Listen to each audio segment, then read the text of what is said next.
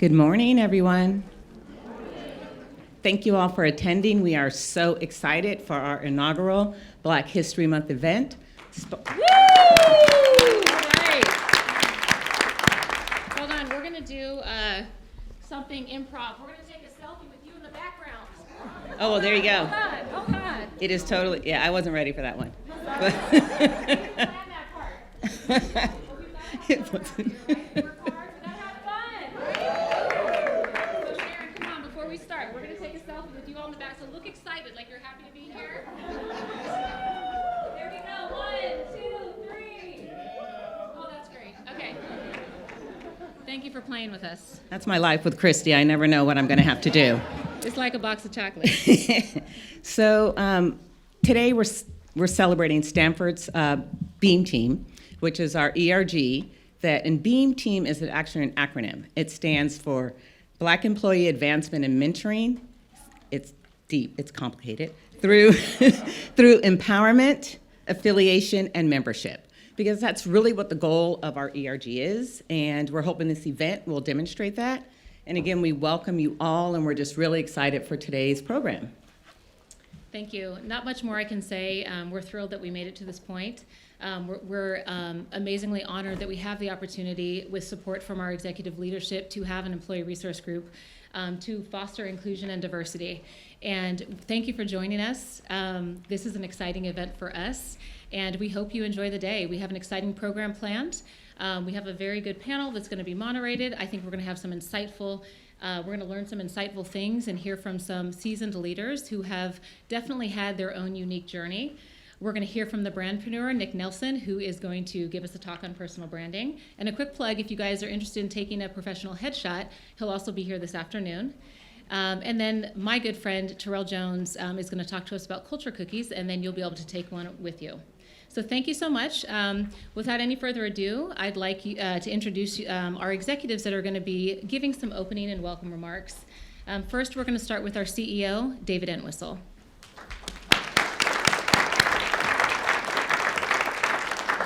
You don't need this.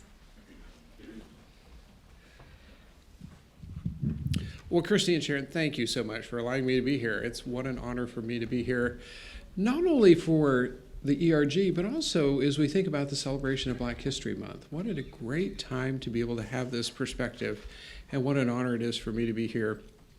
I have a few comments prepared, so I wanted to share a few things with you. I hope as we talk about some of the things that I think are exciting that we're doing, what we have done with our employee resource groups is truly incredible.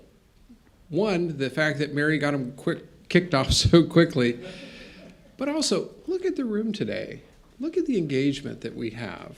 Look at the individuals that have shown up in order to be able to have this discussion and create additional awareness. And that really is what this is about.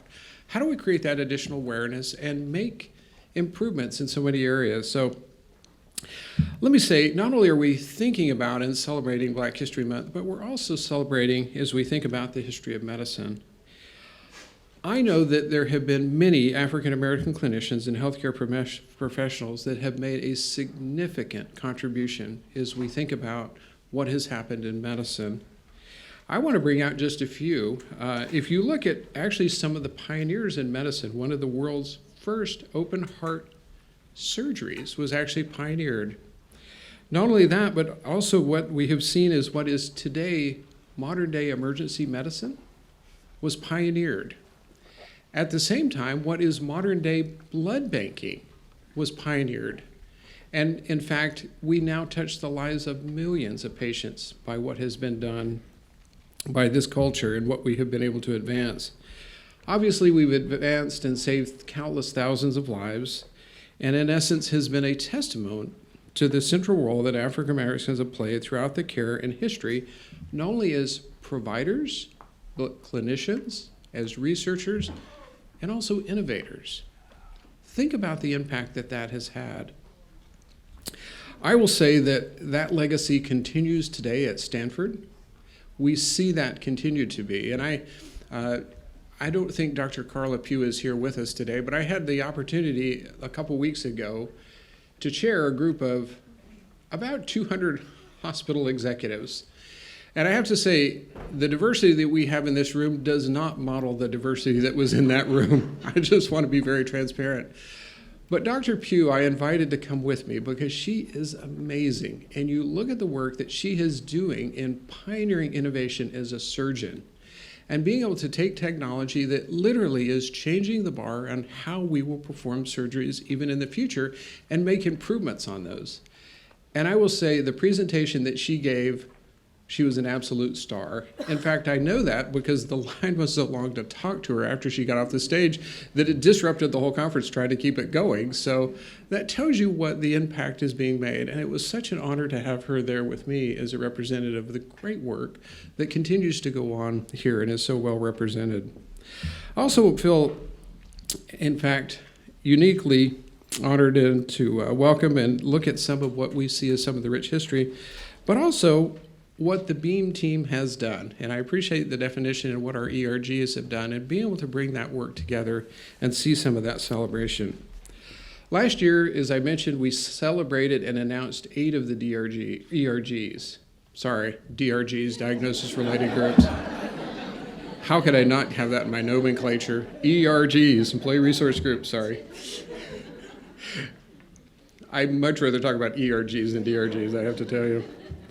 But as the name implies, what we have been able to do is really offer resources to these groups in order to be able to push the conversation, push the boundaries as we think about. And this is just one of the ways in which we're striving to fulfill our mission as an organization, not only to transform healthcare, but to create a culture that's inclusive to all organizations, to all groups, because we benefit greatly by that ability to do that. I certainly look at the community that's in this room and the incredible groups that we have, and we are different at Stanford Healthcare. The science that we have is different. What we're able to accomplish is different. But the power of doing that is because look at the folks in this room. We are also different. How do we make sure that we enhance, we continue to support, and we grow and build on that difference? And I have to say, that will be critical as we think about how do we continue to foster that innovation with Stanford Medicine even going forward. Certainly, we're a world-class institution, and I want our culture and our diversity to be able to reflect that. We have made great progress, but sometimes I think we've only just started. And so as I think about the work that this group can do and what we can do to bring more awareness and what our culture is and what we represent and the inclusiveness of that culture, we have a long way to go. And there's some great work that's been done. I will say that I want to thank Mary for the incredible work that she's done. And I know she doesn't like to be highlighted and pointed out, but I want to thank her. Can I do this? Would you please stand? Sorry, we're going to give you applause. Thank you, Mary.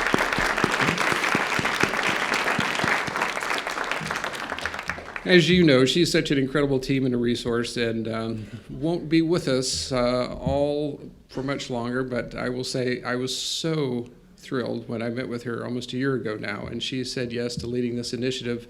But look what you've gotten established for us. And we, as I told her, I said, even though you may be not as close, we still are going to tap into her for many, many things. So thank you, Mary, for all the great work that you've done.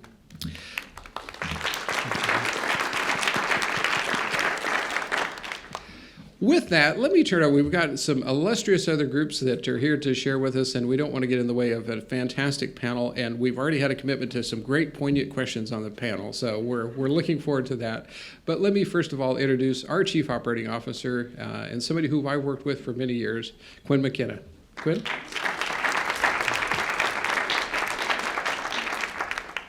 I just want to share my thanks also for you being here today. The first time for Stanford Healthcare that we've actually had a Black History Celebration Month.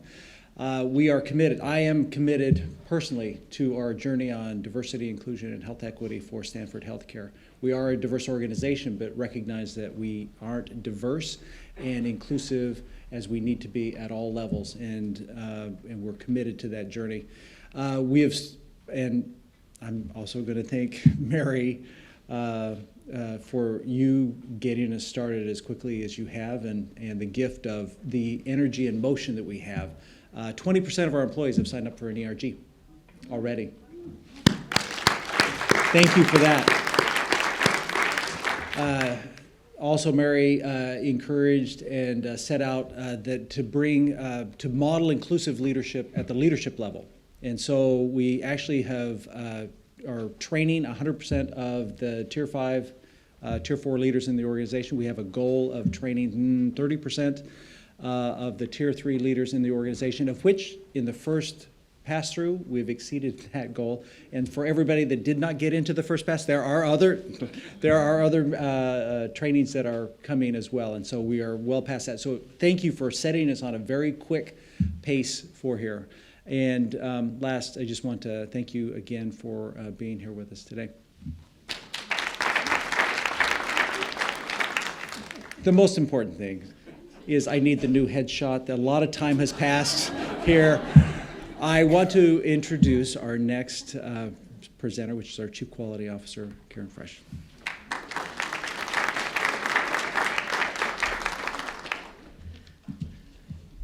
Talk about the need for a new headshot. I'm so happy to welcome you here today. And I just want to start by saying thank you. Some of you may not know this. I guess you do because of the screen. But we had an event, how long ago were Christy and Sharon? How long ago was that where we had the event? Where you welcomed me as the executive sponsor of the BEAM team. I want to say thank you. And I remember that we had a conversation then, and I thought that some of you might be sitting there thinking, why is she the executive sponsor of the BEAM team? And we agreed that we would be honest, right? And talk about this. Because after all, I'm a white female executive. Well, that's not how I think of myself at all. Actually, I think of myself much more as a former always nurse. Yes, always nurse. I'm going to say I'm a loving mother. I have 4 amazing kids I'm so thrilled to be the mother of. I'm a devoted wife. I'm a very seasoned peds emergency physician. But I acknowledge I'm a person of privilege, and I want to learn. I want to listen and learn from you all. I think many of you know that I came to Stanford about 1.5 years ago. And when I came, I had this view of Stanford as this amazing improvement machine. I say that in a very positive way. Man, we know improvement. We teach improvement. We improve processes and systems and practices. And my question coming was, at a place like Stanford, can we add to that improving people? Can we reflect each one of us on how each one of us may continue to improve? Can we think about how we might contribute to improving each other, to truly holding each other up? So I've been thinking about that a lot since I've been here. And I think that one of the ways that one might do that is really by learning to listen better than, certainly I gotta learn to listen better. And I've come across this tool since I've been here at Stanford that's really helped me. And I just want to share it with you very briefly, hoping maybe it would help you. We have amazing people at Stanford, and we have amazing people that live near Stanford. And there's a gentleman named Edgar Schein who lives in Palo Alto. And he taught me about this tool that he wrote a book about called Humble Inquiry. I hope some of you have read his book. Humble Inquiry is really about asking rather than telling. If you read Humble Inquiry, it will challenge you to enter into a conversation without assuming you know all the answers. Actually challenging yourself to enter in a conversation where you know you don't know the answers, so that you have to listen and learn and build a relationship built on curiosity and true interest. So I want to enter into that relationship with you on the BEAM team as we move forward. I really believe we can continue to improve people and processes and systems and practices at Stanford. I'm so thrilled to be on that journey with you, and I'm so grateful that you've allowed me this opportunity. So congratulations for getting to here today. Thanks for everybody that made that happen, and I just can't wait for the journey to continue. Thank you and welcome.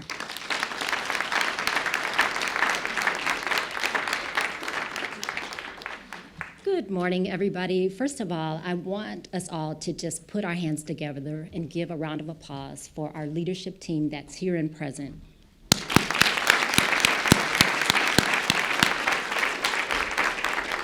It is clearly a dedication and confirmation of this work and how important it is, and your presence here today speaks volumes.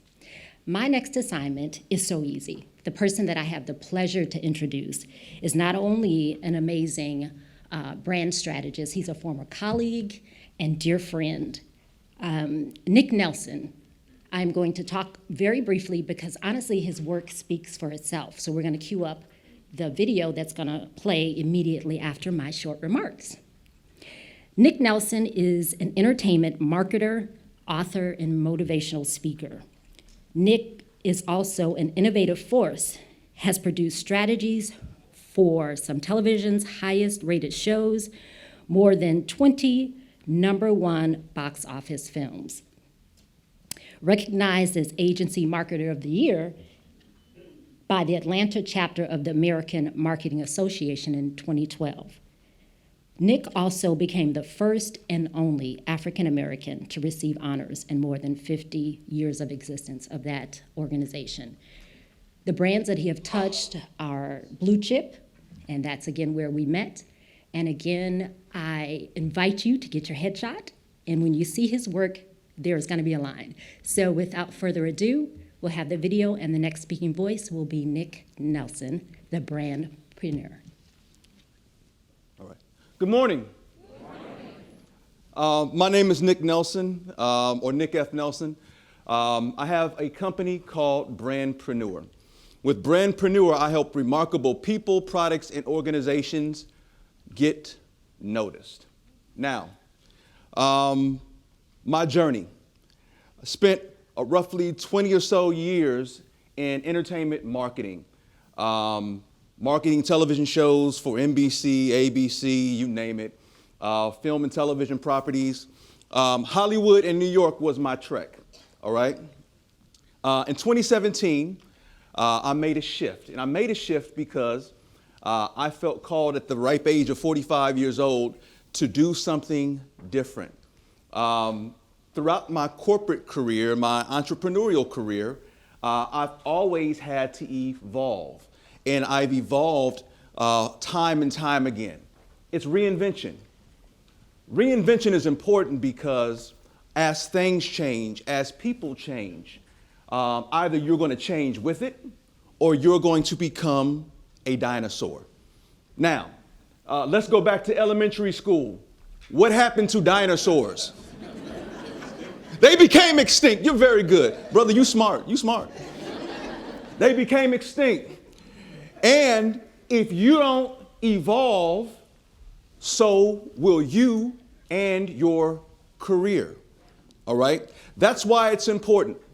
It's important to understand that people are judging you. From the minute somebody sets eyes on you, in their mind, they're evaluating your importance and your value. Now you're like, okay, well, hold on. You don't even know me. You don't know my life. You don't know where I went to school. You don't know my background. You don't know my culture. You don't know anything about me. Doesn't make a difference. Doesn't make a difference. From the second I lay eyes on you, you know what I'm doing? I'm judging you, right? Right? But you're doing the same thing for me, right? It's an equal opportunity judgment, right? I don't even want to think about what's going on in your head, some of you, because we make judgment calls based off of what a person looked like, what their body language is. Are you staring me in the eye and or not? Are you smiling or are you mean mugging? All of these things help to determine one thing. Do I like you? Do I like you? Now, with personal branding, one of the misconceptions is that personal branding is something that is reserved only for people who are entrepreneurial. No, not at all. Personal branding is something in which you are taking control over the perception that you want to exude within the atmosphere, right? Because if you don't, guess what? Other people will. It's a similar situation with, let's just say, a brand, Stanford Healthcare, all right? With Stanford Healthcare, they are very, and I don't even know the marketing department, but I'm making assumptions because I know marketing, very intentional about the messaging and the communication that is put out there in the atmosphere, right? Because ultimately it impacts reputation, sentiment, and what our dear CEO cares about, the bottom line, right? Now, let's look at the bottom line of your career, all right? That bottom line here is, are you elevating? How much are you being compensated, right? Or are you stuck?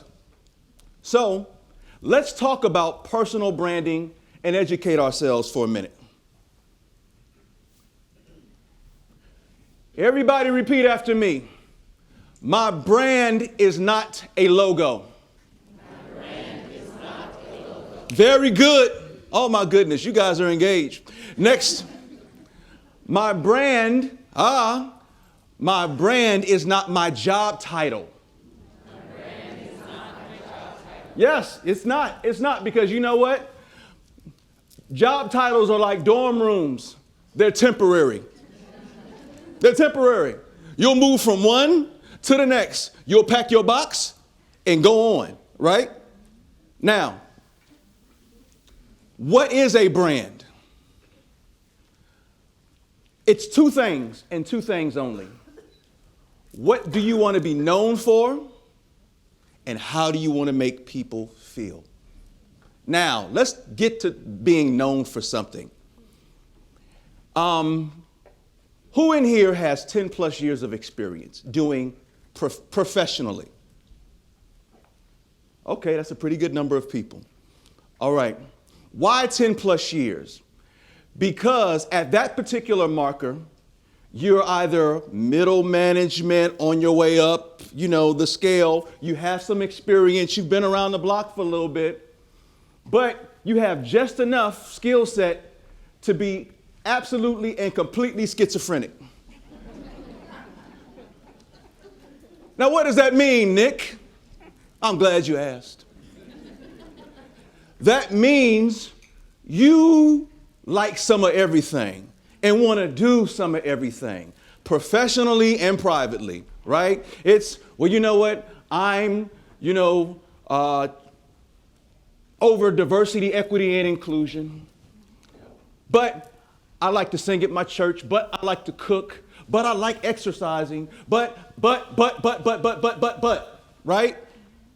And then sometimes your social media profiles reflect that, right? And then if I were to look and scroll like we all do, you're like, okay, this looks really nice. I don't have a clue what you do, but it looks cool. It looks cool. It looks cool. See, the thing that we have and the great opportunity that we have, especially with social media now, is that we can create our own narrative. You have the opportunity to do that each and every day. But unfortunately, many of you choose not to, for any number of reasons. What I am about is encouraging people to leverage these platforms that we take for granted, but that we give time and data to your advantage. That is creating a narrative for yourself. Now, as you are trying to figure out, what is my brand going to be? What do I want to be known for? How do I want to make people feel? There's a process and a journey that you must embark upon. There's a lot of self-reflection that must go on, because you have to ultimately pick one thing. Out of all of the things, diversity, equity, inclusion, singing in the choir, exercising, cooking, everything else, right? You got to pick one thing you want to be known for. Nick, why one thing? You guys ask some great questions. You do. Why one thing? Because people are busy. Who in here just has a whole lot of free time? No one? Oh, okay. Neither do I, right? People don't have time to figure you out, right? They don't. You got to make it real easy, real simple, and real plain, right? In terms of what do you want to be known for? Now, once you pick one, now you have to look and say, okay, well, who am I really? Now, a lot of this, when you're dealing with marketing, marketing is equally psychological, right, as it is strategic. It's understanding who you are. Am I an introvert? Am I an extrovert? Am I introverted extrovert? Right? What do I like to do? What is my presence? How do I want to make, people feel? What do I want people to feel when they see me? The thing that you have to realize is that you're an experience. Like you are an experience. When you enter a room, there's an energy or not, right? Now, the thing about social media is that it allows people to experience you without actually you being there. The in-person experience of you is what I call a premium experience. I don't know when the next time I'm going to see you face to face, right? But if I'm connected with you, I can see you as often as you allow me to. Now, when you're on social, you don't have to show everything. I don't need to see everything you're eating, everything you're doing, don't need to see all that. Let's be clear, all right? But you're creating a narrative, right? I'm talking about how do we leverage social media above and beyond showing pictures of your family and, oh yeah, I was at this event, or, this is, just random stuff. Like literally, how do you do this? So, you got to understand, who are you? Who are you is your purpose. Your purpose really is, why am I here? Why did I wake up this morning? Why am I still in the game? Right? What am I called to do? What's the bigger thing? What do you do? This is the Atlanta question. The Atlanta question, you go to any event, it's, so what do you do? You're an HR executive. Look, see, immediately, I'm judging. Because what happens here is, as soon as you do that, and then they're like, oh, right? Oh. And that oh is, all right, can you add value to my life and or not, right? That's what can we be clear? Can we be honest in here? All right, I don't know if that happens in Palo Alto, but in Atlanta, Georgia, it's what do you do? Transformation executive. Okay. Right. And if it's the right one, I'm like, let me get your card. Let me get your card, right? Right? If not, it's like, oh, nice to meet you. Nice to meet you. But you got to understand professionally what you do. Now, this is funny. So many people that I talk to, they can't even explain, the simple introduction of what do you do. It's amazing. I will go to somebody like this random person named Hassan, and I'll be like, so what do you do? Accountant. You what? Accountant. Okay, stand up, sir. All right, we're at a function, chicken dinner. I'm walking the room. Hey, my name is Nick. My name is Hassan. Oh, Hassan, what do you do? An accountant. Oh, okay. Who do you work for? Stanford. Stanford. Oh, okay.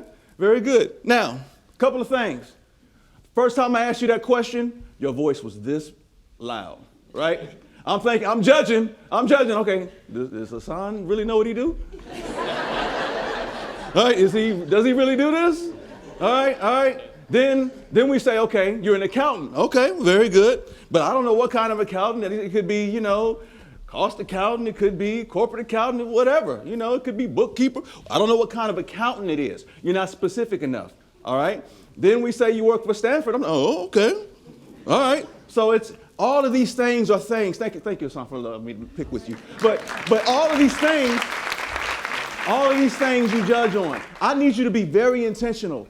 Like literally, when I leave this room, I want you to think, okay, man, let me adjust how I do this, right? Because people are judging, right? Confidence is something that you can't make up, right? If you're not confident, people know it immediately. They know it immediately. And they're like, okay, all right. Who do you do it for? Now, understand as you are creating a narrative for online, understand that not everybody is going to care about you. I don't mean any harm when I say that. All right? You're wonderful people, every last one of you. I don't know half of you. Okay, I don't know most of you, but you don't know me. So it's fine. But people, not everybody's going to want to interface with you for any reason. But you got to understand, who are you trying to reach? When we're talking about leveraging social media professionally, what you're trying to do is to build a tribe and to build a narrative around who you are. I help to build what we call corporate influencers. Corporate influencers are those individuals that want to be known professionally around a specific thing, and they weave in a narrative of their employer as a part of that, so that they can elevate themselves and also the organization at the same time. It's called a win-win. So you got to understand who you do it for. Who is your, I didn't learn this word until last year, but it's called, I have several female executive clients. So have y'all ever heard of a tribe? I just learned it last year, okay? You got to understand who your tribe is. Those people that care about you and will support you. These are the people, or the people that you're trying to attract, whether it be career-wise. Because social media serves as a wonderful way for people to know you who've never seen you before and be like, okay, well, you must be a thought leader. Thought leadership is great and can help to elevate your career. What those people want and need. Every business, every person that is making their way up the ranks, they do one thing very, very well. They know how to solve a problem.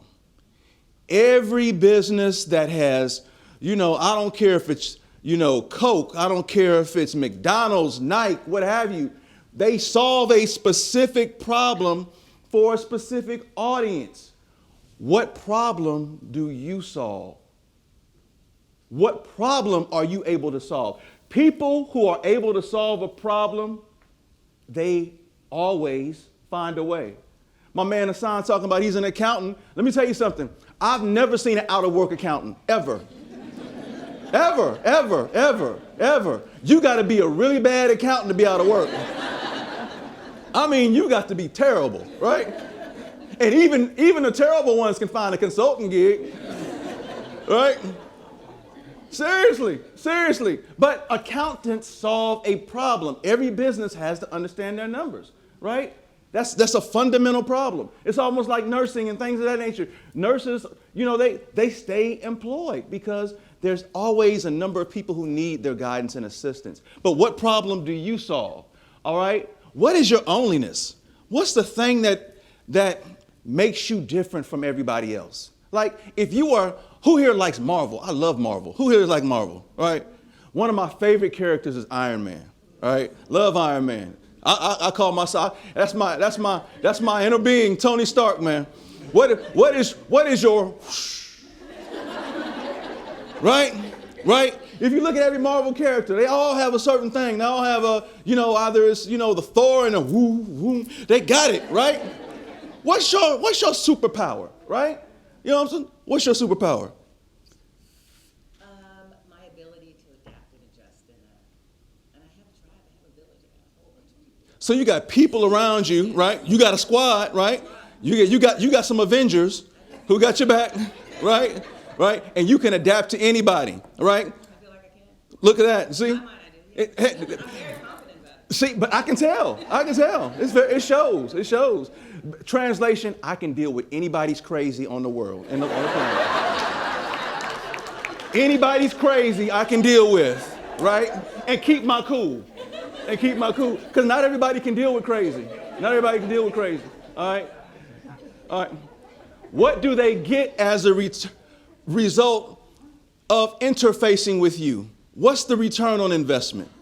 You know, if I'm spending my time with you or you're solving something for me, how am I made better, right? That's what you have to look at as you are interfacing and you're coming with, you know, what is your alter ego? See, online you have an alter ego. You have the online experience of you that is not necessarily, you know, a completely, you know, who you are in person. It's not like it's a lie, but it's just a different narrative, right? What is your alter ego going to be for online? And you have to think about that. And then also, you know, what's the return on investment for somebody spending time with me, or maybe even ultimately giving data, or maybe even ultimately, you know, making a financial transaction with me.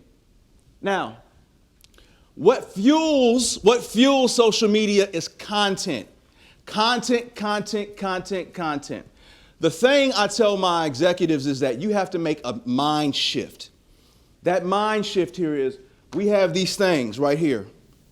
These things are called a cell phone or a mobile phone or a mobile device or whatever you want to call it.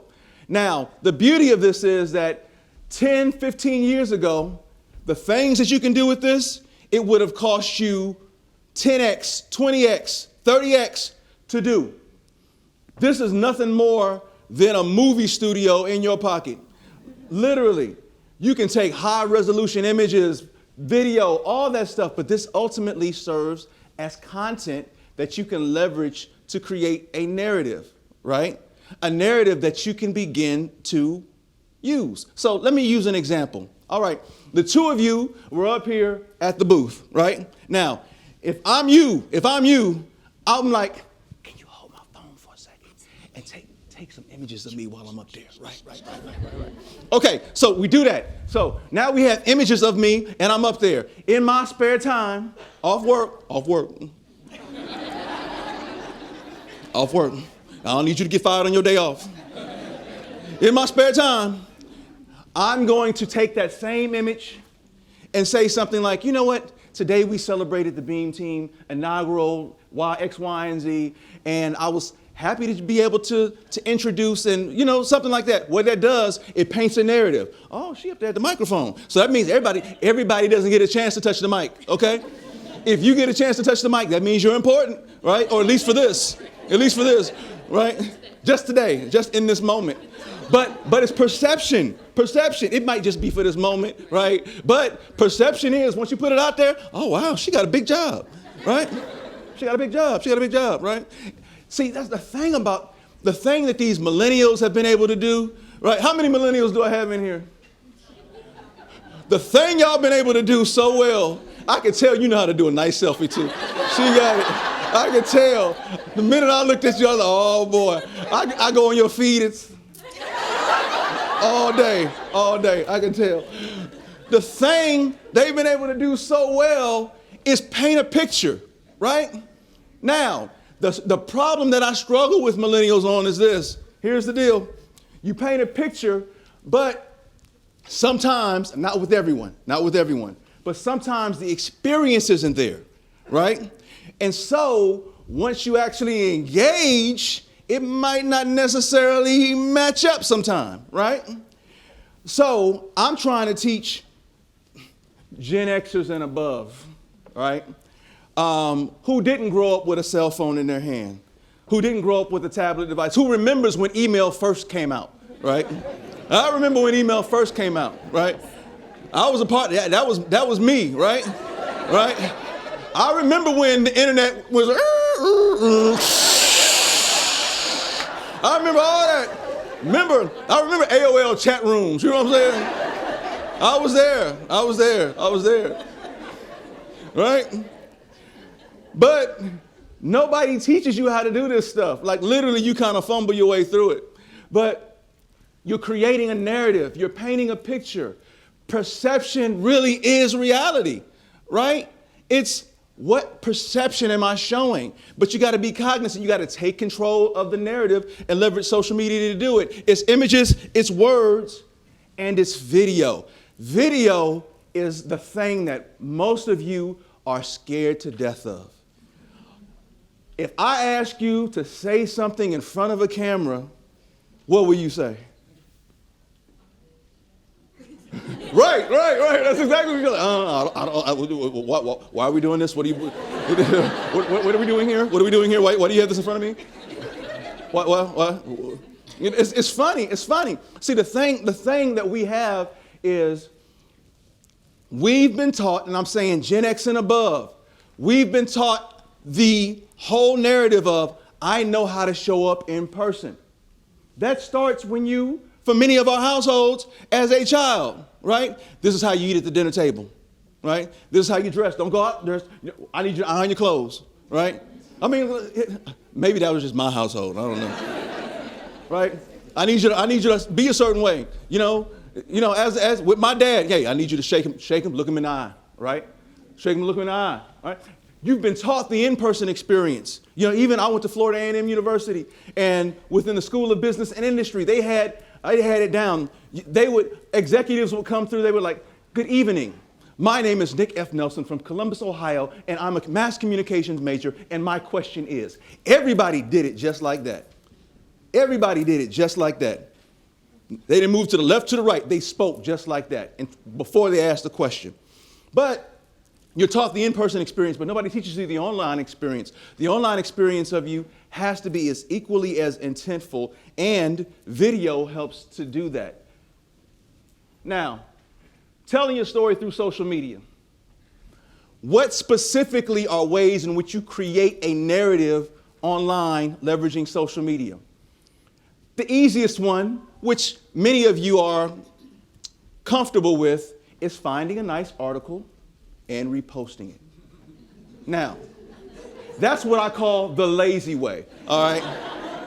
And typically, the lazy way is rewarded with not a single like, not a single engagement or comment. They're like, oh, okay, you just doing something. But that's fine. Now, the not so lazy way, right? Repost an article, but add your voice to it in the captions. Captions are very important. Capturing the life around you as you're interfacing here in your life at Stanford. Custom content, edited video, lifestyle photos. These are all things that you can do right with this device right here. Don't be afraid to hand your phone to somebody and say, you don't always have to pose, right? These are called, they're called candids, right? Candid photos. People want to snoop. Let them, right? Let them be as nosy as they want to be because they're going to do it naturally. But if they're going to watch something, they might as well watch you. Now, it's not just about posting, but you also have to engage with others.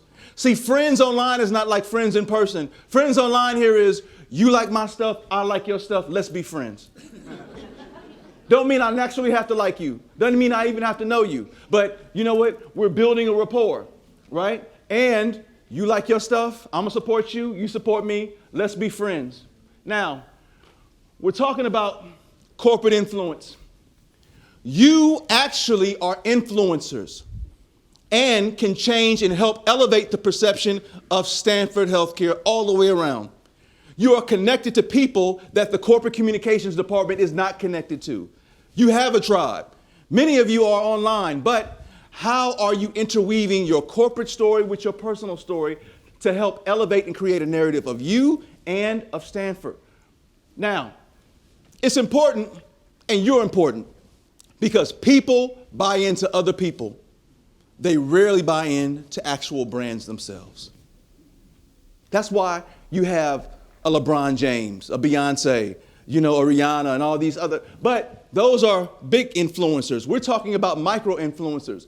Micro-influencers such as yourself, you have more, you impact and have more impact more than any person with 1 million followers, period. Because people who follow you many times actually know you and many times will actually engage with you.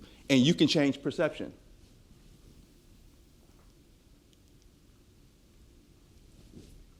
Why brands need influencers? Because you're human. You add a human touch to what it is you're doing. They can leverage your connections and your network to create a narrative and leverage a narrative.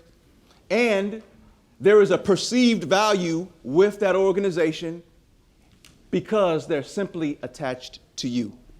Now, creating a winning partnership with your organization or whatever organization that matters most to you. It might not always be your employer. It could be a cause that you care about. Whatever you want to be known for, right? Intertwining all of the elements in your life around that. Just because you want to be known for one thing doesn't mean that you can't be known for some other things also. You know, Chick-fil-A is known for a chicken sandwich, but they sell waffle fries, shakes, mac and cheese, you know, all that stuff, right? But they're known for the chicken sandwich. So you got to understand what is it that you're known for, and then you can begin tying in all of the other elements around it. Creating a personal brand is nothing more than being intentional about what you want people to judge you on, right? Because they're always judging. But what's the energy that you want to provide? What do you want somebody to walk away with? If you weren't in the room and somebody had to describe you, who was that? All right? What do you want people to say? Job description, is it accurate? The energy, is it correct? All of that matters. And social media is a great catalyst to do that. So while you're here today, here's your action item.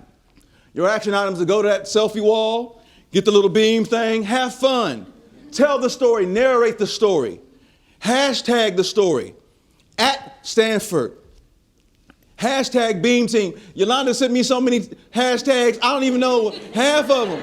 I was like, are you just making these things up as you go along? My God, she sent me about 30 of them. Nick, hashtag this, hashtag that. Okay, that's fine, that's fine.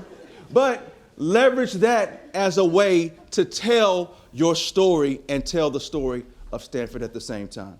Any questions? Thank you.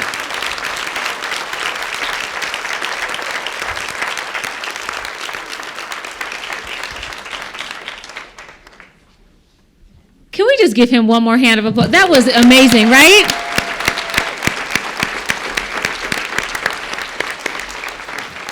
I don't know about you, but I learned something today. And I need to clearly go take a look at my IG profile and my Twitter and my LinkedIn. We just got called out, let's be clear. So next, I'd like to introduce a close friend and former colleague of mine, Sandra Davis Houston. You are going to be in for a treat listening to this panel and really hearing from some of our leaders. Sandra Davis Houston has a career as a VP of HR in the healthcare industry spanning 26 years. She is currently the president of an HR consulting firm, S. Davis Houston, that assists organizations in maximizing their human capital strategies and creates and strengthens environments of respect and dignity for every person. I had the great pleasure and honor to work with Sandra at my previous company, Dignity Health, and she did an excellent job for the first time in my career coming from the high-tech industry, working at places like Google and Microsoft. I never experienced having a Black mentor that understood how to lift as they climbed. And Sandra exemplified this for me and brought me into communities, educated me and gave me opportunities just through simple connections that I would never have had otherwise. And I thank her immensely for that. Without further ado, let's have our panelists come up and Sandra as well. Is Dr. Harris here? Good afternoon, everyone. It is such a pleasure to be here. Christy was very, very kind to say I was 26 years in executive leadership in healthcare, I'd probably expand that a little bit more. But I want to first thank you all for inviting me, Christy and Sharon and the BEAM team, for inviting me to facilitate this, this forum and this panel. And I also want to congratulate you all, because I've been in healthcare as an executive for probably 35 or more years, and I think this is the first time I have been to a panelist, a forum, where you've had 4 executive leaders present.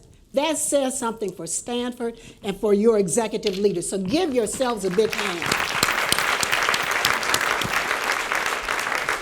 All right, let's jump into this. The content of our character, the Black professional journey. I promise you, you're going to hear from some of your executives, their own personal journeys, and have some enlightenment as we go through this. So first, let me introduce Dr. Sharon Hampton. She is the Oncology Clinical Operations Director at Stanford Healthcare, probably needs no introduction, and has served in this capacity for the past 5 years. Sharon's career at Stanford spans 28 years, where she served in a variety of patient care services and leadership roles. During her years at Stanford, Sharon took a 6-year hiatus to assume the nurse manager position at MD Anderson Cancer Center in Texas. Probably wanted to get back to California real quick. Dr. Hampton holds a BSN from San Jose State University, an MSN from the University of Phoenix, and PhD in nursing science from Texas Women's University. Sharon has a passion for health equity and is also an accomplished author with published works on the implicit bias in healthcare. And finally, she is the co-founder and chair of the BEAM team, Stanford's Black Employee Resource Group. Let's give her a hand.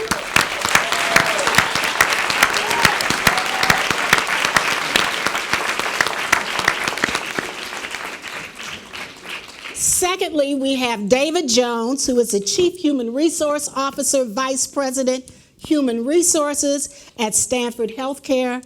David has over 25 years' experience as a Chief Human Resources Officer and has led a number of large-scale organizational change and HR transformational programs. He has a strong track record of driving business results through the development and execution of HR strategies in diverse industries such as e-commerce, financial services, academic medicine, and healthcare.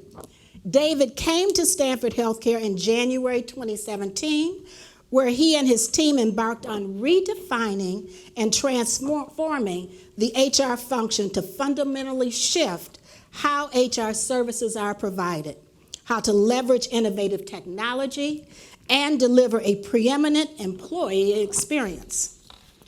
Davis holds a master's degree in industrial and labor relations from West Virginia University and is certified as a senior professional in human resources and as an internal consultant in managing organizational change. He has lectured audiences across the country and globally on human resource strategy, change management, and human resource transformation. Let's give David a hand.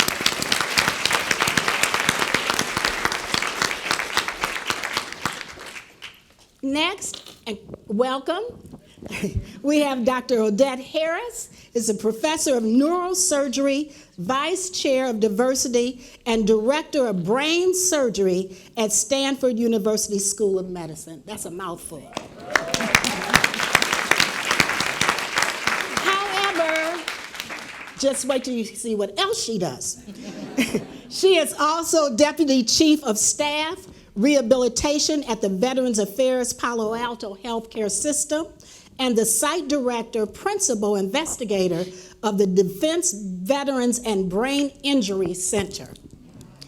Dr. Harris manages and coordinates the medical and surgical care of all patients suffering from traumatic brain injury that are admitted to the Stanford system. She focuses on implementing and streamlining current treatment algorithms aimed at improving the outcomes of this growing population. She majored in biology at Dartmouth College and received her MD degree from Stanford University School of Medicine, where she also completed her residency. She earned a Master's of Public Health Epidemiology from the University of California, Berkeley, and further, she was appointed a Fellow of the Aspen Global Leadership Network in 2018. Please give her a hand. And a welcome. And last but not least, my friend, April Madison Ramsey, who is a senior university counsel for Stanford University. Prior to joining Stanford's Office of General Counsel, April spent more than 25 years practicing traditional labor law, employment litigation, and risk management. Most recently, she was responsible for overseeing the employment litigation practice at Dignity Health, a multi-state 39-facility healthcare system. April started her career as staff attorney with the U.S. Court of Appeals for the Ninth Circuit as an associate at Morris & Forrester LLP, representing employers in securities and employment litigation, as well as appellate matters. Further, she served as deputy city attorney for both the city and county of San Francisco and the city of Oakland. In addition, she has served as special counsel to the San Francisco Civil Service Commission and counsel to the City of Oakland Civil Service Board, advising commission and board members concerning negotiation and administration of civil service rules and human resources policies and procedures. April received her JD from the University of Wisconsin Law School and her BA from the University of Wisconsin-Madison. She is a member of both the State Bar of California and the State Bar of Wisconsin.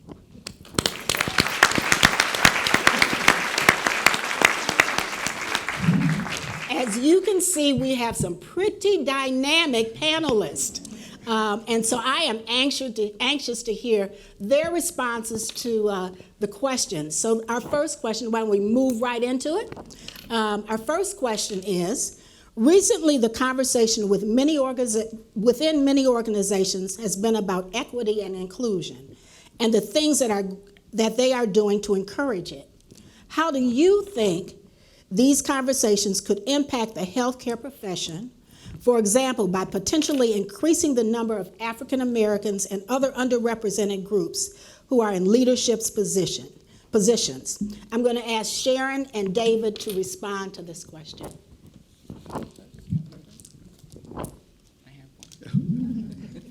Sharon is going first. I'll go first. Can you hear me? So I do think these conversations are extremely important and can be positively impactful. In fact, the birth of the ERGs came from conversations about equity, inclusion, diversity. And that's one of the reasons I agreed to be the chair of the BEAM team, because my passion, as Sandra pointed out, is health equity. And the BEAM team allows us the opportunity as Black Americans here at Stanford, as affiliates of Black American allies here at Stanford, that we can form those tribes, that we can have that crew and those group of individuals that we feel like we can relate to, that we can share our stories with, and that can help promote us in our careers.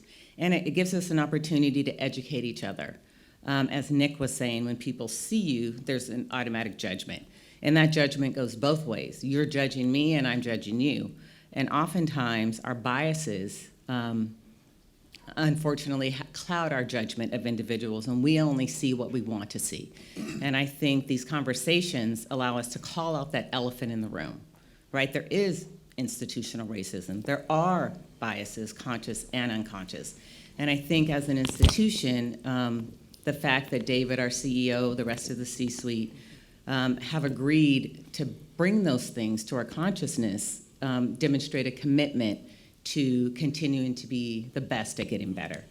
And for leadership, I think that our journey of diversity and inclusivity can truly be impactful. Because although this organization is diverse, and you can look around the room and see many different cultures and colors and associations of people, if we don't have more Black Americans, minority Americans, these marginalized groups in leadership positions, it limits our ability to truly be culturally intelligent, I think. I think that the more diverse people you have around you, the better you are to have a network of individuals that understand the populations that we serve. We serve a diverse patient base. And as a patient, if I come to Stanford and no one on my care team looks like me, I feel like that's a problem. I want to see people who look like me when I come into work. I want to see people who look like me on my care team. It doesn't mean I need a Black provider to make me feel cared for, but I need to know that you respect me and my culture enough that they also are good enough to work in your organizations and in your institutions.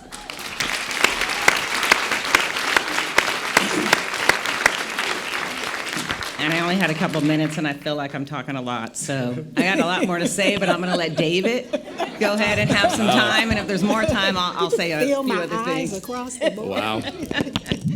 Set a high bar there, Sharon. That's great. You can do it. These conversations are very, very important. I love the fact that Stanford Healthcare is in the game now with our inclusion and diversity activity. Only 1 year in, but we're in the game. And because of that, we're having conversations that we haven't had before. We're raising awareness of things that maybe we didn't see or talk about before. People are asking questions maybe they didn't ask before about why are things a certain way. What's going on with numbers of people at certain levels in the organization? What about the pipeline? Why aren't there more folks like me in the room? What's going on? And I'm hearing our executives ask those questions and talk about things that we didn't talk about before. And it's really important as part of those conversations to move to the next level of dialogue, advocacy, and then action. And so for us, I think one important starting point is looking at the data. What does it tell us about Stanford Healthcare as it pertains to ethnic representation in the organization? Well, we know, for example, that African Americans are the least represented group in the organization in terms of the total workforce, right? As well as in leadership roles, director and above. Why is that? That's an important question to ask, right? Does it represent our job market? Does it represent our patient base? Are there certain limitations that might cause that number not to move to a higher level? I don't think so. Could it be because we haven't really built the right pipeline? Are there opportunity gaps for people? Do we have the right selection processes in place that are fair, equitable, give everybody an opportunity to be considered, even to be tapped on the shoulder and to raise their hand and to come forward? What are those things that limit opportunities for people? And so we're starting to ask those questions. Our leaders are starting to say, why don't we have a better pipeline of diverse candidates for internships, for fellowships, for other key roles? When we have a search, is the search committee diverse? Is the slate diverse? How do we get to a diverse candidate if they're not even in the slate from the beginning? We're starting to ask those questions, and we really weren't asking those before. And so I think we're at the place where the inquiry and the awareness is really high. And now the next step is to go from there to action. When I think of organizations, for example, like Kaiser Permanente, where I came from before coming here, they've been on this road for like 20 years.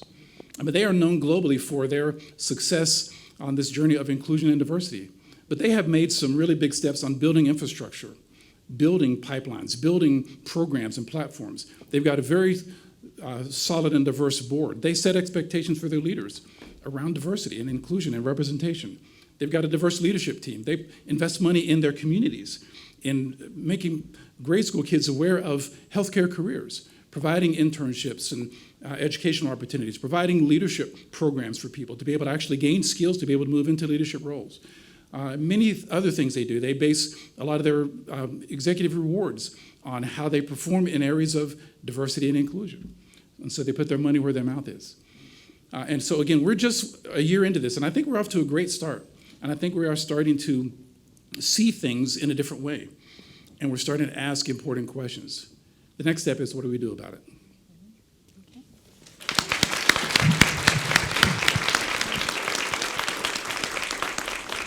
Thank you so much, both of you all. Our next question and we're going to have all of the panelists to respond to this one. Speak to us about how you entered into the healthcare field and how you got to where you are today. Which hurdles did you personally face, and how did you overcome them? And I'm going to ask you, Dr. Harris, to kick us off. Well, I feel like I'm on Oprah. Hi. You're on, girl, you're on. You know, the fireside chat. So first of all, I want to apologize for, I did not mean to be late, and it was in no way meant to be disrespectful. In fact, you would appreciate that, like, I was in another state this morning. So my flight was canceled. I was in Indianapolis, and I was like, I have to be on a panel. You got to get me back. So you should, and of course I was afraid of Sharon if I didn't show up. So. But United could care less. So in any case, I made it. So just to let you know that I actually really valued this experience. So no disrespect intended. So I entered this field, or the field of healthcare, as a high school volunteer in a hospital. And so I echo the sentiments you expressed in terms of the value of the early exposure. And I was then hired as a nursing assistant back in the day when a high school student with no qualifications, credentials, or knowledge could be hired as a nursing assistant in a hospital. And so I spent all of my holidays and summers as a nursing assistant through college and actually some part of medical school. They were very generous about that. And that was a very powerful experience. It taught me humility, actually, and it taught me the power of being invisible. It also taught me the power of a team, no matter where you rank on that team. And that was just, I think, the foundation for how I entered into the field and sort of the critical things that I take with me as I journey through the field. There were, I think you also asked about my path, and I think that, my path would have been, in healthcare, would have been considered traditional if I were white or if I were a man. But I'm neither of those things, and so all along the way, I think my path was non-traditional. And I mean traditional in the sense that you heard my biography, I went to the right schools, I did all the things you're supposed to do, but all along the way, I think I was in many rooms the first and the only, and that in and of itself, I think, is fairly untraditional. And so the hurdles that I encountered were significant, as many of you probably can share, and they were largely rooted in sort of perceptions of my abilities, perceptions of my right to be in that space. I think being asked more than any other person I know, where did you go to school? And sort of, as we all know, that's a signifier for, are you even qualified for this position? And so that happened quite a bit to me on my path. But again, I don't think these are hurdles that anyone else in this room or on this panel, for that matter, can share. But how did I overcome those was that, again, not alone, like it takes a village, and I think I recognized the power of mentors and the power of family and faith, and all of those elements really were what guided me in my path. And I think the best advice that I was given came from my father, who, I don't know if there are any Jamaicans in the room, but because we're awesome. And so there's an expression in patois, which I'll loosely translate because it's actually quite vile, as is much of patois, but it translates loosely into only a jackass believes that the world is fair. And my father would tell this to me in patois, and I didn't understand it till I was about 30. But essentially what it means is that you are a fool if you live life thinking that the world owes you fairness. And I think that was, again, when I sort of hit 30, I was like, oh, okay. I tell my kids this, and they're like, what? But the sentiment in that is, don't let that be a hindrance to you. The world is not going to be fair. The world doesn't owe you fairness, and so you really just have to keep moving forward. And I think that was the best advice that I got. Great.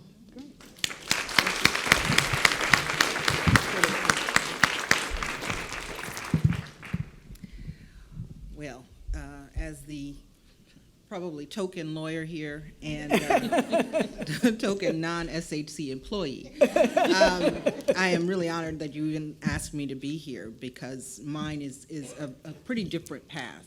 I am in healthcare because of the service I provide to healthcare.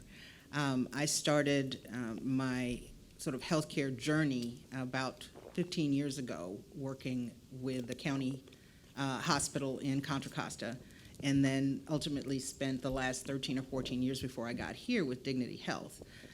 But way before that, my mother worked in healthcare and was my first experience with how people of color are treated in healthcare.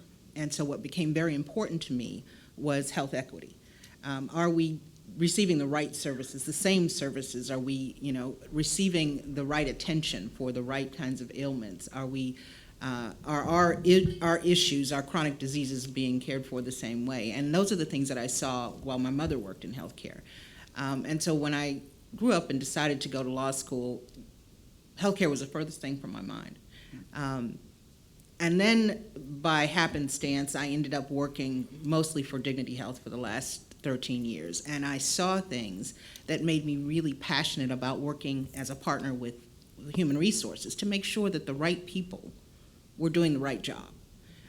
It really became very clear to me that you had to have people who were passionate about the work they were doing and who also reflected the communities that they were serving. And in my prior role at Dignity Health, I traveled all over the place. There were 39 hospitals. I was everywhere they were.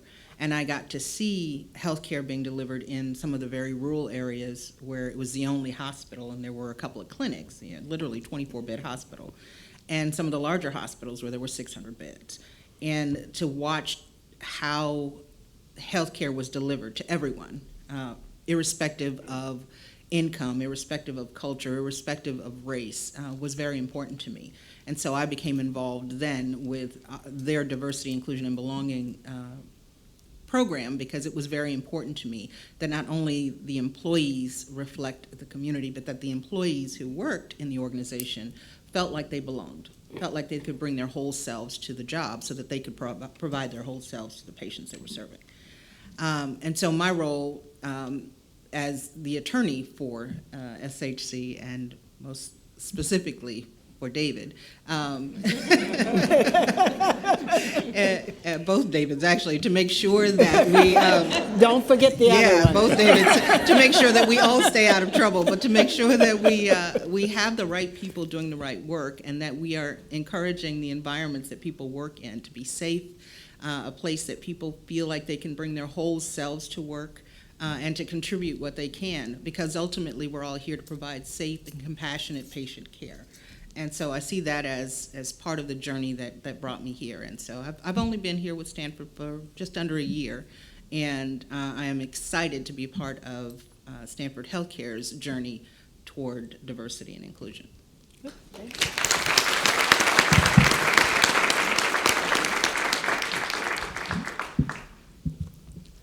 Hello again. So I think my journey is a little interesting and probably will reflect a lot about who I am. I came into healthcare because my mother made me.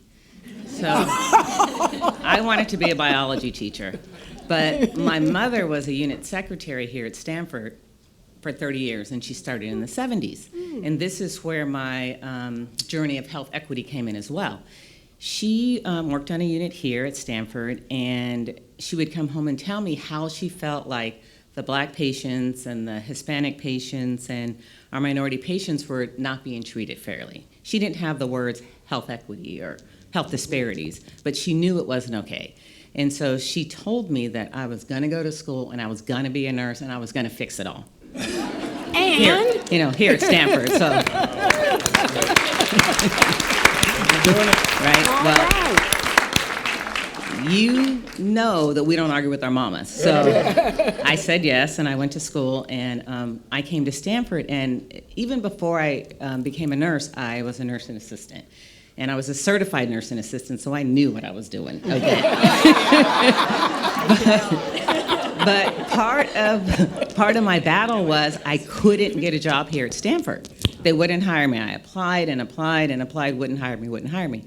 But my mother, who is where I got my personality from, after the second year, marched down to HR and said, let me tell you something. If you don't hire my daughter because you're a racist, I'm going to sue you. She wasn't going to sue anybody. She didn't even know how to sue anybody. But the next day I got hired. So, true story. You True go, story. Mom. True story. So, I came into Stanford fighting. I just did. I came in with my mission, and I was always that person that went out to support the underdog. I looked out for all our patients. I tried to be a voice for our minority patients. So I brought my whole self to work, but I don't know that it was received so well. So some of the hurdles that I had was because I do have that strong, passionate personality. And oftentimes, because of people's biases and misconceptions, you're not considered passionate, you're considered aggressive. It's not your mission, it's because you're angry. So, I had to rebrand myself. I didn't know what I was doing when I was doing it, though, because I didn't have those mentors, and I didn't have anybody telling me that you're not going to get very far fighting everything for everybody. You need to settle down and look out for you. So the first thing that I did was I switched the area that I worked in, and I went into an area in the hospital here at Stanford that liked my kind of personality. I went into what's now the response team, or back then it was called a critical care float pool. So I got to work in the ED and the ICUs and run the codes and do all the things that you want assertive people to do. And so that gave me kind of my niche. And then I think for me, I still couldn't get a manager job. I would apply for management jobs, and I'm sure they probably said, she is way too assertive. I don't know that we want her leading our teams. Even though I had been rebranding myself. So I got my break when a leader came to Stanford that wasn't from Stanford. It was one of the first times I think we hired somebody that we didn't grow, in our own garden here. And she hired me as an assistant manager. And from then on, I was able to demonstrate my ability to lead, and that I wasn't gonna, be the militant in everything. I still have strong opinions, and I still bring my whole self to work, and sometimes people don't necessarily like it so much, but I do feel like I'm doing the work that God sent me here to do, and I'm looking out for all of our patients with my special affinity for the marginalized population, and I'm happy with what I'm doing here at Stanford.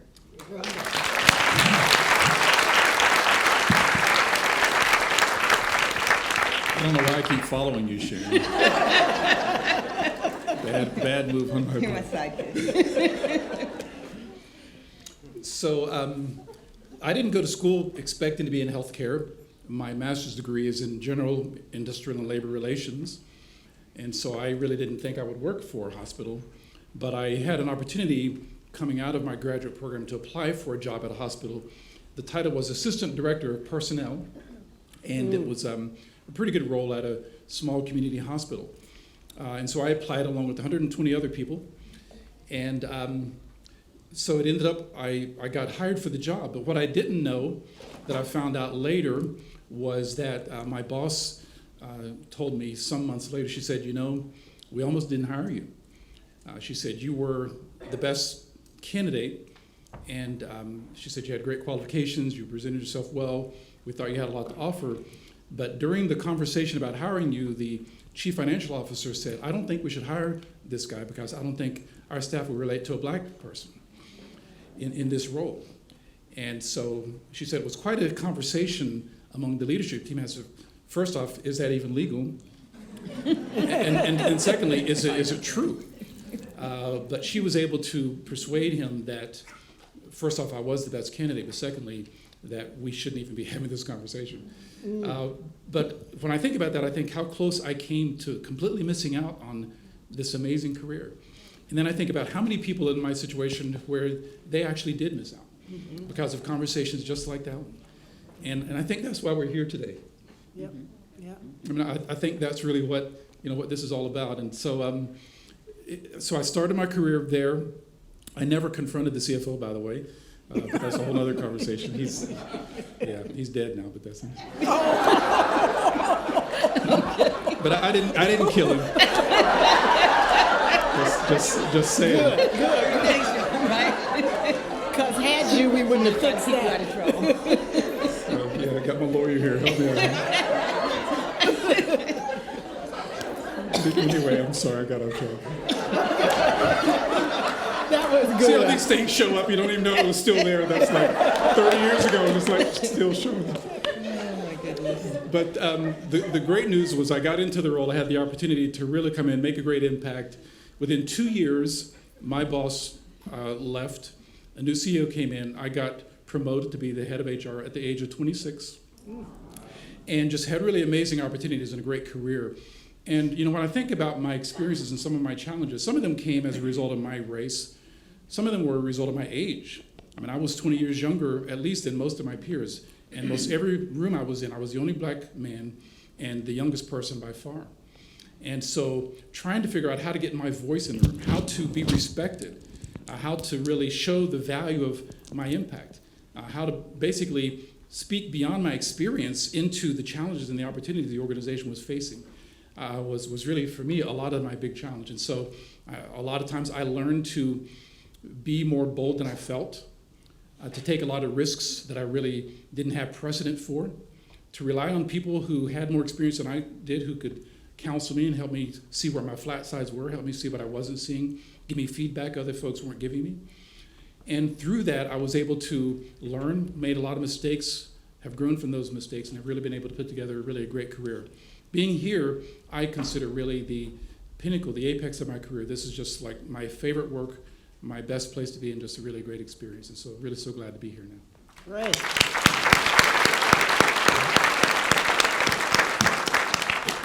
Okay, our final question before we open it up to you, to the audience, we're going to ask Dr. Harris and April to respond to. Throughout your career, you've navigated the political and social environment of the healthcare and your employer organization. Can you provide 2 strategies, including the use of mentors and sponsors, and how they have benefited your success in leadership?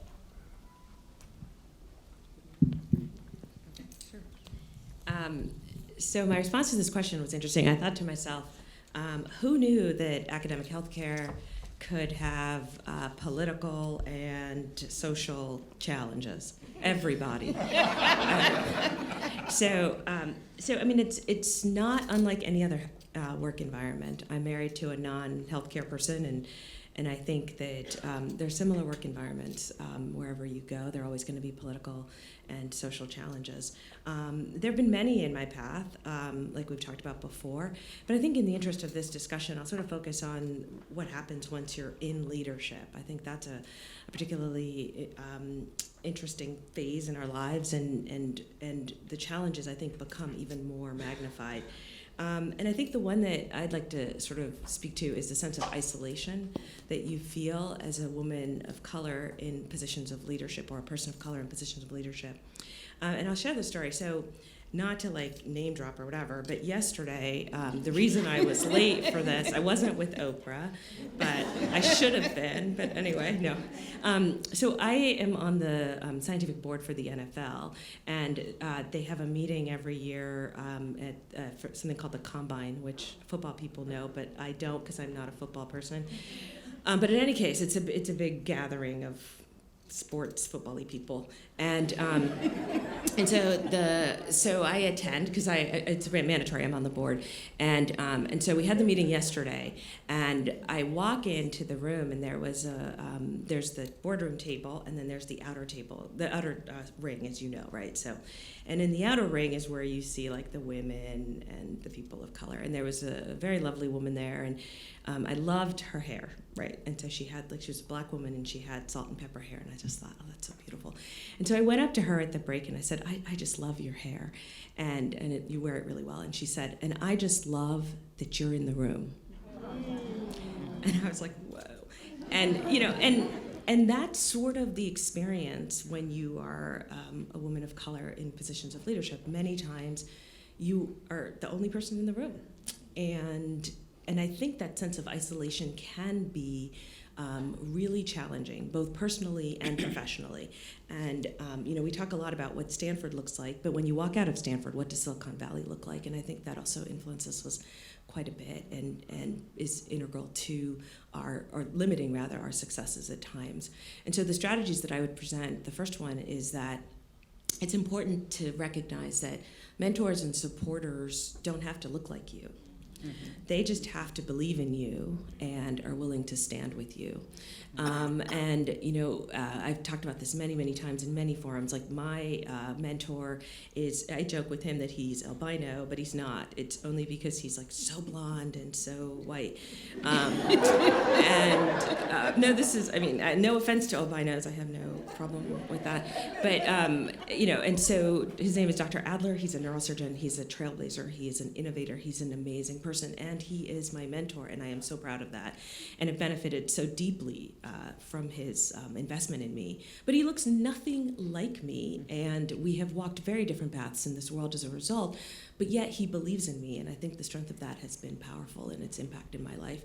And second of all, my second piece of advice is create your own kitchen cabinet. And what I mean by that is stop surrounding yourself with people who are just echo chambers, people who say what you need them to say and give you advice that you only want to hear. And I think it's our go-to, right? Like, it's really nice to call that person who's like, what did they do to you? Oh my gosh, you know, like your mom, right? And it's sometimes important to have people hold a mirror to you and say, well, actually, you know, you weren't correct here, and this is what you could have done better, and what have you. And again, I think that's not something that comes easily when you're so isolated, because that vulnerability that comes with taking that kind of dispassionate, objective advice is not always possible when you don't have that comfort of like-mindedness or people who see the world like you do. So I think those are the two pieces of advice that I would offer to you in this question. So. Thank you.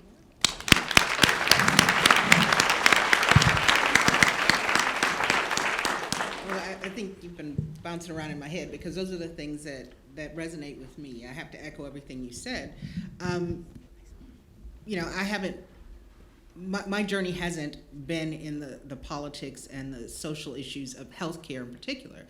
As a black woman lawyer, I'm almost always the only one in the room, whether that's, you know, in the hospitals that I work in or in the courtrooms that I go to. So that isolation is very real. And finding mentors who do look like you and have walked the journey that's similar to yours is nearly impossible in some areas. So I can't imagine there are very many people like you, Dr. Harris, who have walked that journey, who look like you. So I think I agree 100% that you have to find people who support and believe in your journey, irrespective of what they look like. I have been blessed to have, I think in my almost 30-year legal career, all of my managers or supervisors have been women, with the exception of one. And so I have at least had the benefit of having someone who has at least been in my corner have somewhat similar journey. But having a black woman who is able to say, okay, this is what you need to do to navigate this particular situation. That's not really hasn't been my journey. So it's really important to find mentors, people who will support and encourage you. But it's also important to find the sponsor, that person who's willing to invest and risk their sort of reputation to advance your career. So they're different people, right? The mentor is the person who will support and sort of guide and encourage, but the person who will take the time to put their reputation on the line to give you that stretch assignment or to give you that next thing that will advance your career is someone who you really need to have in your corner. So look for both of those people. And then we talked a bit about a tribe. That is that go-to group who will support you, who will, you know, be the shoulder to cry on when you need it. But that same group, within that group, you have to have people who are able to help you look critically at what's going on. So I think having a tribe, having a board of directors, your kitchen cabinet, whoever you want to call them, is really important. And that group doesn't always have to look like you either. There are allies among us, people who understand that our journey is different and difficult and who support that journey. So I think it's really very important. So the challenges that I've faced as a woman of color are not unique to healthcare. I think any person in this room who, whether clinician or non-clinician, knows that in any job you've gone to, those challenges have been present. So it's important to ground yourself, and some of the strategies that I use include making sure you take care of yourself, right? It's really important that you put self-care at the top of your list. That means if you meditate, do that. If you exercise, do that. Make sure that your work-life balance is real, and it's real enough that you can accomplish the goals that you want to accomplish, but you have that time to take care of yourself. Make sure that you surround yourself with people who are going to give you honest feedback, the good, the bad, and the ugly. I need to know it all. Make sure that you establish your brand. And in terms of brand, I mean, within your workspace, what do you want people to know about you? I want people to know that I am open, that you can contact me and I will do my best to provide the best advice I can, that I'm responsive to you. So whatever your brand is, make sure that you advance that within the workplace.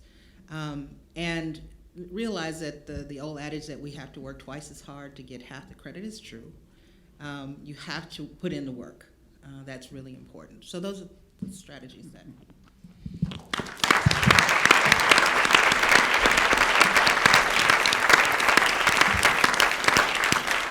So first, let me certainly thank the panelists of executives that we have here with us today, but they also were very authentic. They brought their real selves to the group. And so for me, that says you've got 4 executives sitting here who are authentic and who are approachable, who you can see in the hallway and say, hey, I was at the BEAM panel and heard you. They will be around afterwards, but we have a few minutes right now for questions. So why don't I take some questions from the audience first? Don't be shy. Okay, back here. Thank you. Hi, my name is Anne Marie. Hi. How can I say this? I'm only here because a few of you on this panel, right? I said no to Stanford many times because Stanford doesn't hire people like us, but I am Jamaican and Chinese. My daughter, however, Googled and found Dr. Harris and said, how hard can it be? Look at this, right? And I'm like, okay, all right, you know, she's got a point there, right? And then we found a couple other doctors, and she goes, okay, Emery, you might see, she goes, Mommy, you might see them, and they're awesome. So maybe you should try it. So just let you know that it's not just for us, it's for the future, okay? There's kids out there Googling Stanford, not knowing what this place is all about. And I would not be here if it was for some of you who my daughter found on Google. So I just want to thank you. And Dr. Hampton, I don't know if you remember me, but I was running through the hallway my first week, and I passed. I was like, oh, right? And yeah, you were just hammering away, and I'm like, all right, okay, it's okay to be yourself, but I just want to tell you, thank you, thank you, thank you.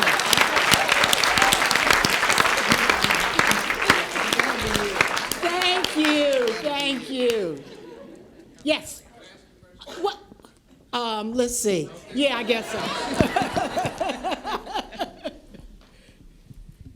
I ask this in all sincerity because I love what David said about what is the pipeline. So I give you a recent experience. It was wonderful. I was added to a board recently. I'm not saying that to self-aggrandize myself, but I'm doing it because I was sitting around a board table with 23 people.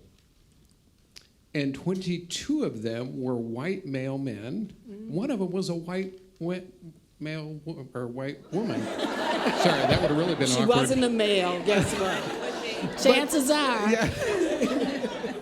But the question, and then they got into this whole discussion on inclusion and diversity around the board table, and I'm going, look at this table. I mean, like, where did we even start? And, you know, and unfortunately, the CEO, and I'm not going to rat out who it was, he says, yeah, we're doing pretty well in this. And I'm like, no, you're not. So I came back and I talked to David, and I'm like, David, what do we do? And Mary was part of the discussion, too. I'm like, what do we do to change the pipeline? What do we do to bring more people into the mix, because it's not there now. I mean, if you look at some of these senior executive tables, and Dr. Harris, I love your comment about being the only woman around the table, and Dr. Hampton, what you talked about of being, you know, a charge in a firestorm. We need that. Excellent.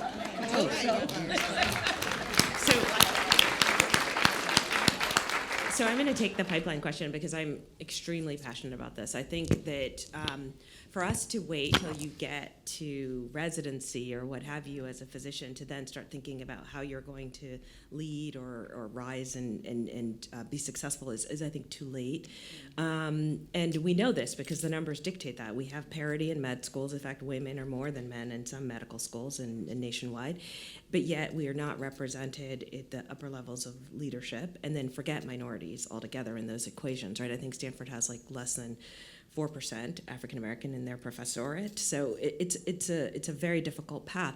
So I think my theory is that, and this is supported by the literature, that you have to start much, much earlier, right? And so I've been able to get the Department of Neurosurgery to back that. And I think just because I think my chairman is an incredible visionary on these things. And also he gives you enough rope to hang yourself. But in any case, and with his support, what we've done is we actually go as far back as middle school. And we've been able to set up programs of exposure at the middle school level. So we have 8th graders who come every month to the VA and Stanford, and are exposed to doctors and healthcare. They come every single month. We also believe that you have to look beyond like socioeconomics. So I sit on the board of the Boys and Girls Club to be able to facilitate their inclusion in these initiatives, right? And then we do things that are, you might say, what is a neurosurgeon doing in an outreach program, right? Because you're much more valuable at the table, right? But if we recognize the value of having diversity beyond the table, then it's important to support these efforts. And so then you get things like, we started a journal club. And normally, journal clubs are open to the children of the faculty members who know you, right? And what we've tried to do is democratize access. So we have a marketing person who goes on Facebook and Twitter and Instagram so that every kid can then know that we're doing these things, right? We have kids Skyping from Texas, right, who are just interested. And so we've really taken an untraditional approach in saying, hey, we're here to be your mentors, we're here to expose you to this, we're here to make sure that you know that you can someday be in these seats taking care of us, hopefully. And I think that those are some of the things that we've done. And then lastly, like you mentioned, my work with my fellowship in Aspen, and that I've dedicated in Aspen, you have to sort of have a life project that's 30-year runway. And my project for Aspen is essentially this. It's essentially building a pipeline through innovative programs, which I talk to anybody after about this. But we've developed a program that mirrors Job Corps to some extent, which is entirely focused on democratizing access to healthcare specifically, not just medicine, not just physicians, but healthcare in general. So I think it's critical. We see it. It is probably the biggest limitation in how healthcare is going to grow. Like, I mean, you could talk about vacancies and in running a hospital, et cetera. And a lot of that has to do with how we sort of pull the pipeline of individuals into healthcare. So I think it's a critical issue that needs to be addressed. And so I'm proud of the work that neurosurgery is doing, and I hope that other departments will sort of follow suit as well.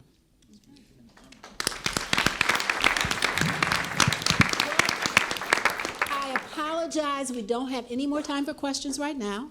However, we've got, the panelists will be around after the session, and so if you have questions, feel free to go up to them and to query your questions with them then. Let's give them another round of applause.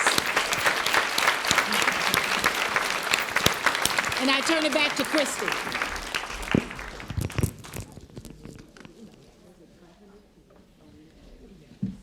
How about we stand for a second? Let's stand. I've been smiling from ear to ear. I don't know about you all, but this has been good, right?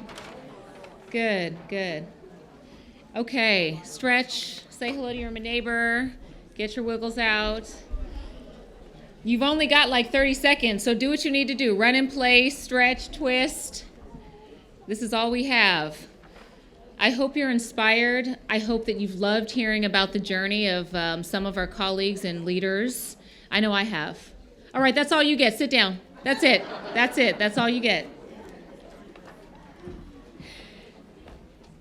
So So while they're taking pictures, I'm going to take the opportunity to introduce our next guest, who is actually a close friend of mine. We went to college together, and he played football with my husband. And I'm thrilled to have watched his journey and to have taken his professional career and translated that into something personally as a business that he's passionate about, and you'll get to hear a little bit.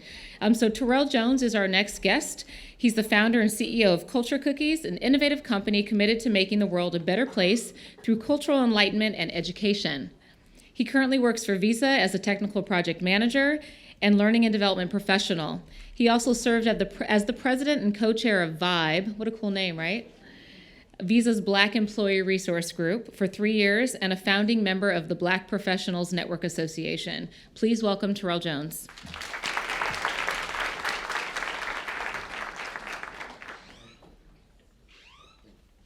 Thank you very much. So first of all, I'd just like to, again, to thank you, Stanford, for allowing me to be here. It's been an honor. The information that I've been able to gain, the inspiration has been really something that I'll never forget. Special shout out to the Beam team as well for organizing such an amazing event. So just a round of applause for them. Of course, our esteemed panel and our moderator as well did an amazing job today, and Nick as well for the branding as well. So again, just a few moments, I just want to just take a few minutes to talk about Culture Cookies, and it's good to just be here, and I would first by saying it's good to be back. And what I mean by that is actually I was born at Stanford Hospital, actually here. Yeah.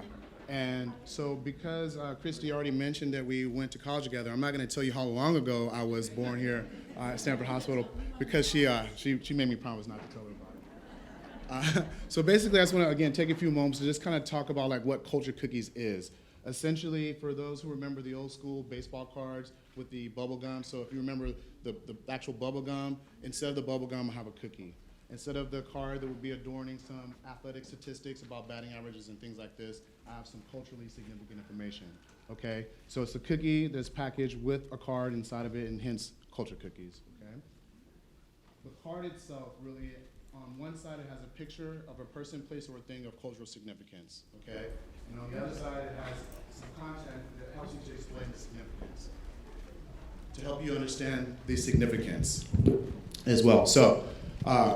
So there will be a quick blurb on the bottom that helps you, quick blurb there that helps you understand the significance of that card, and then there's a QR code on there that also can do a few different things. One, it can take you to a website that'll help you understand more about that particular person, place, or a thing, or it can take you to the software platform that I'll tell you about that I've developed that I'll tell you about after a moment here. Another thing that I'll point out, on the sticker itself, on the front, there's a sticker that tells you the flavoring of the cookie. So we have doodles, we have oatmeal raisin, and we have chocolate chip cookies that I have here in front. So just as an aside, if any of you haven't gotten a chance to get a cookie, they're out on the table outside in the front. So the names of the cookies, I just tried to use it as an opportunity to reinforce what I was trying to talk about. So as we have here, this flavor is our doodles, so I'll call it diversity and inclusion doodles, right? And then we have our chocolate achievement chip cookies, and one of my favorites is the oatmeal and raisin awareness cookies, right? So really, okay, this is essentially what Culture Cookies is, but I just want to again take a quick moment to explain why Culture Cookies came to pass in the first place. So as I mentioned, born here in Palo Alto, also grew up here in Cupertino, so very diverse, exposed to a lot of cultures. Also, before I joined Visa, I was able to travel as a consultant, and I probably in about 7 years or so as a consultant traveled to over 30 different countries. The one thing that was really a benefit from those travels is I got an opportunity to see all the amazing things that all the cultures have to offer.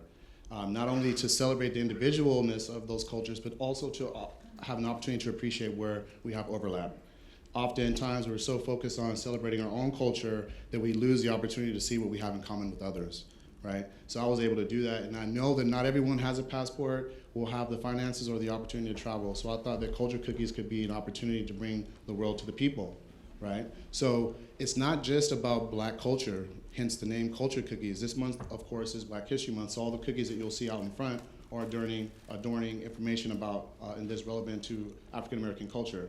However, it's a celebration of all culture. So next month is Women's International Month, so I have a batch of cookies that will be celebrating that. People with disabilities, people with sexual orientation differences, all my, the platform itself is just really, the purpose is to give a platform to people who historically haven't had one, and they have almost had to rely on others telling it for them, okay?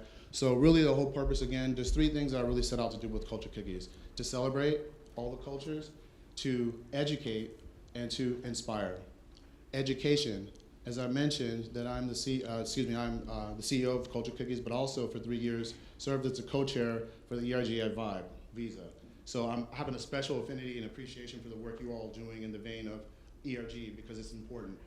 For many years, when I was the lead of ERG, the Visa group would always come to me and ask me to help them to increase the numbers in diversity and inclusion around technology and the sciences.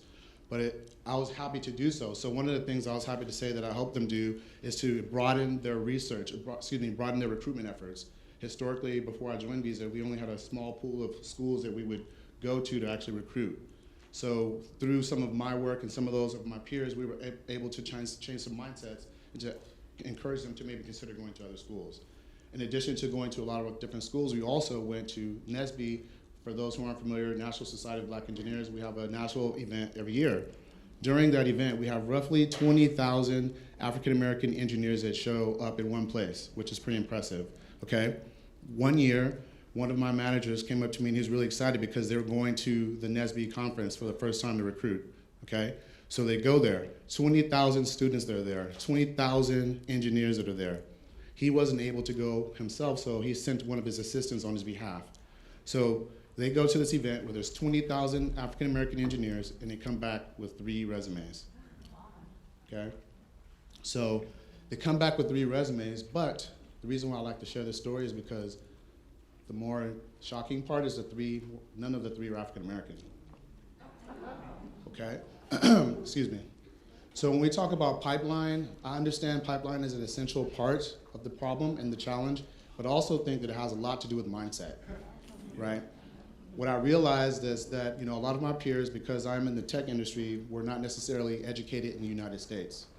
So that means their understanding of American history is limited, and their understanding and appreciation of African American history and contributions may even be less. So that really kind of leaves them only to really rely on what they see on social media and on the internet and otherwise to define who we are. And I think we can all agree that that's not necessarily beneficial to us in terms of getting hired or anything like that, okay? So I thought it was important to use this tool also to educate, right? So as I mentioned before, I work at Visa, and one of the things that I did, the first things that I did was package up a batch of cookies that was adorning a gentleman named Ken Chenault. Does anybody in the room know who Ken Chenault is? Yes. So who do you know him to be? Correct. So he was the CEO of American Express from 2001 to 2018, right? So I used this educational opportunity to talk to my peers. And I said, if every day you get up to do your best work to compete against a company that's being run by an African American male, is there really any role within our organization that can't be held by one? Because the belief before that was that in order to meet these quotas for technology, we also had to lower our standards in terms of what we wanted in the clients for candidates. And I wanted to make sure that talent and inclusion or diversity and inclusion are not mutually exclusive aspirations, okay? So again, that's the educational piece. And then lastly, it's just about inspiring. Now, even though we're here for Black History Month, the person who I brought here to talk about actually is not an African American person. But I think it's important because A, we can all be role models for one another and allies for one another as well. So I gave it away here, but this gentleman's name is Roger Bannister. Does anybody know who Roger Bannister is or the significance of Roger Bannister by any chance? Yes, track star. Yes, so I gave everything away, I guess, really. But he's a track star. But the reason why I mention him in this particular presentation is because before 1954, there were a lot of people like in the room here, physicians and kinesiologists and the like, talking about why it was actually physically impossible for the human body to be able to run a mile in less than 4 minutes. The length of the arms, the size of the lungs, these are all the reasons that were given for why it was not possible until it happened, right? And one of the impressive things about this story is that since Mr. Bannister accomplished this goal, there have been roughly 37,000 people that have done it since then. Some of them actually in high school, right? And for me, what that meant was that they had the advantage of knowing that what they aspired to do was feasible because it had already been done. And they had an image of somebody who had already done it. So really, that's really what I intend to do with Culture Cookies, is to inspire people to think that they can do what's been historically believed to be impossible, in spite of the so-called experts that tell you otherwise. So if any of you in the room have seen, Hidden Colors, you'll realize, how inspirational some of the facts that you didn't once know about could be. When I left that theater, I felt ashamed of how much I haven't accomplished based on how few obstacles I had to overcome in comparison to those the yesteryears. So I'll just leave you with that. Ultimately, that's the inspiration of Culture Cookies, is to celebrate, to educate, and to inspire. And lastly, this is the generation, when we talk about inspiration, these are the people that we're talking about. Next month is Women's History Month, so hopefully these young ladies, when they open these cookies, will find someone or something in there that will inspire them to know that what they aspire to do for themselves is possible.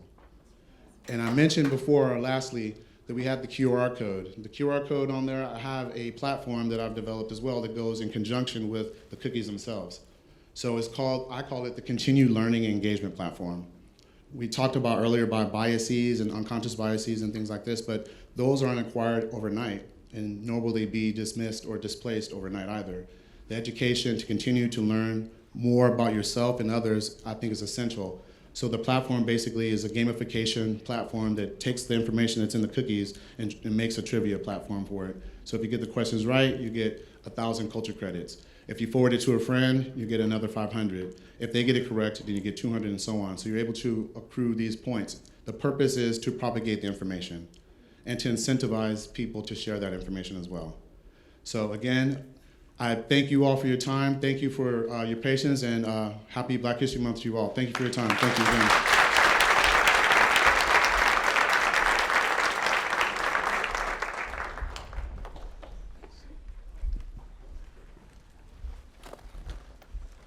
So I'm here to give you some closing remarks.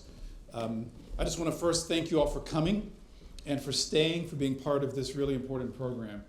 I want to thank our panel, thank our organizers, our leaders of our BEAM team, our executives who came and participated, our moderator. Everybody just did a great job today. Thank you very much.